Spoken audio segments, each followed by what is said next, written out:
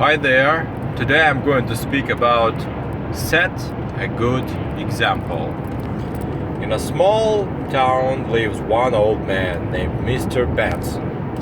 He lives alone and he has a big scar on his face that makes him look a little scary. No one talks to him and no one helps him carry his things up the difficult stairs to his home. He doesn't have any friends. He isn't married. But one day, new family moves into the neighborhood. They move into the building where Mr. Benson lives.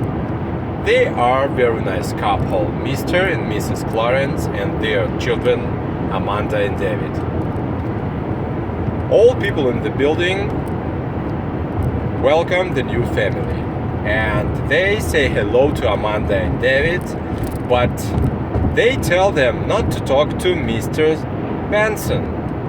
He is a scary old man, he hasn't friends, and he has a strange scar on his face. Amanda and David and their parents think it's very silly advice. Every time when they see Mr. Benson in the hallway or in the side, the building and the street, they always say hello and with a smile on their face ask him how he is feeling today. Mr. Benson happy to see them, and he tells them they are always welcome in his home. Mr. Benson gives some delicious cupcakes to Amanda and David to eat.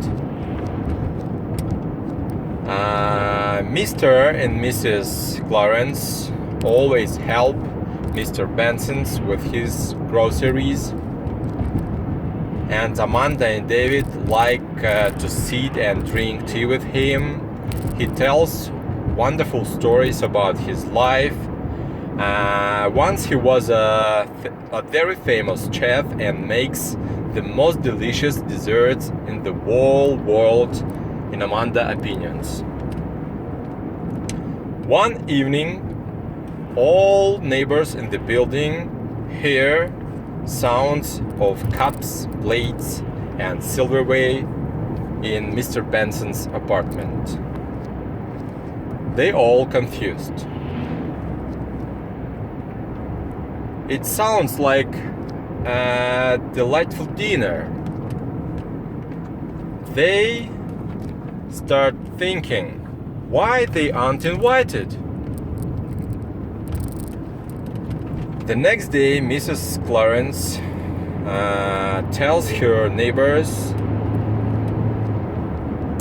"You really must get to know Mr. Benson. He is so funny and he is fantastic chef. He told us amazing story about his car. He had an accident when he was helping his parents on their farm." All neighbors feel silly because they don't know anything about Mr. Benson. They all start follow the example the Clarence family gave them. Soon they all enjoy Mr. Benson's delicious desserts every weekend on their potluck dinners.